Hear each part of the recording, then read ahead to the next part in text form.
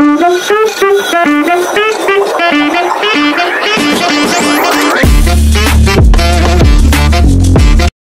Everyone, আসসালামু আলাইকুম। আমি রওশনারা আজ আবারও এসে গেছি ইন্ডিয়ান ভিসা রিলেটেড আরও একটি ভিডিও নিয়ে।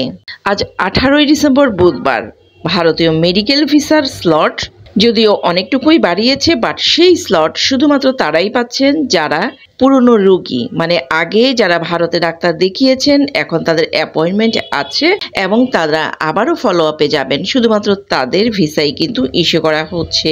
আর নতুন যারা স্লট পাচ্ছেন বা নতুন যারা অ্যাপ্লিকেশন সাবমিট করতে পাচ্ছেন, তারা কিন্তু সরাসরি কেউই পারছেন না, পারছেন দালালদের মারফতে। মানে দালালরা হাজার হাজার টাকা নিয়ে তাদের কাছ থেকে স্লট দিচ্ছেন বা অ্যাপ্লিকেশন সাবমিট করাচ্ছেন এবং ভিসাও পাইয়ে দিচ্ছেন। এই ধরনের অনেক ঘটনাই কিন্তু ঘটছে প্রতিনিয়ত। নর্মালি যারা অ্যাপ্লিকেশন সাবমিট করছেন বা স্লট চাচ্ছেন, তারা কিন্তু পাচ্ছেন না স্লট।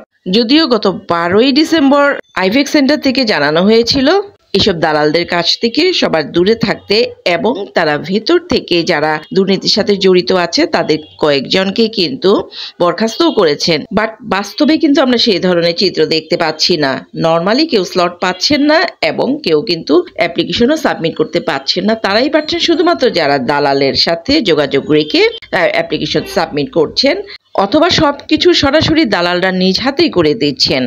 ভারতীয় ভিসা সেন্টার থেকে কিন্তু স্লট ছাড়া হচ্ছে, প্রচুর পরিমাণেই ছাড়া হচ্ছে, বাট এই স্লটগুলি কিন্তু সব চলে যাচ্ছে দালালদের হাতে। দালালদের মাধ্যমে যারা করছেন 800 টাকার জায়গায় 15 থেকে 20,000 টাকা দিয়ে ওটিপি পাওয়া, টাকা জমা দেয়া এবং অ্যাপ্লিকেশন সাবমিট করা, সবকিছুই করছেন কিন্তু দালালরা বেশি টাকার বিনিময়ে।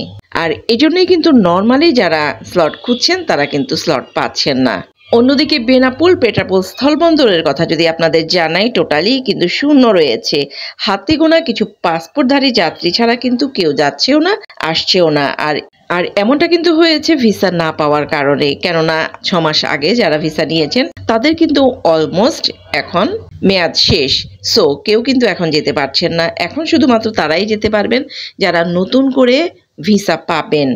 আর বর্তমানে আমরা সবাই জানি নতুন ভিসা পাচ্ছে তারাই যারা মেডিকেল ভিসা যাচ্ছেন, খুবই সিরিয়াস এবং মারাত্মক রোগী। বেশিরভাগই কিন্তু এখানে ফলো আপের রোগী, যারা আগে দেখিয়েছেন ডাক্তার এবং এবার যাচ্ছেন, আবারও মেয়াদ শেষ হয়ে গেছে, তাদেরকে কিন্তু ভিসা দেওয়া হচ্ছে। অন্যথায় অন্য কাউকে এই পর্যন্ত খুব বেশি ভিসা দেওয়া হচ্ছে না, হাতে গোনা কিছু ছাড়া, তাও সেটা মারাত্মক রোগীদের ক্ষেত্রে। আর এই পরিস্থিতি কবে পর্যন্ত চলবে সেটা কিন্তু কেউ বলতে পারছে না, কেননা প্রতিদিনই কোনো না কোনো বাকবিতণ্ডা কিন্তু বাংলাদেশ এবং ভারতের মাঝে লেগেই আছে। এই বাকবিতণ্ডা যেন কিছুতেই শেষ হবার না, চলছেই। দুদেশের মধ্যেকার সম্পর্ক যতদিন পর্যন্ত আবারও স্বাভাবিক না হচ্ছে ততদিন পর্যন্ত ভিসা কিন্তু এভাবেই ছাড়বে, সীমিত আকারে। যদিও মেডিকেল ভিসা স্লট কিছুটা বাড়ানো হয়েছে, বাট সেটা কিন্তু যতটা প্রত্যাশা করছে সবাই ততটা না। সো সবাই ভালো থাকবেন, আল্লাহ হাফেজ।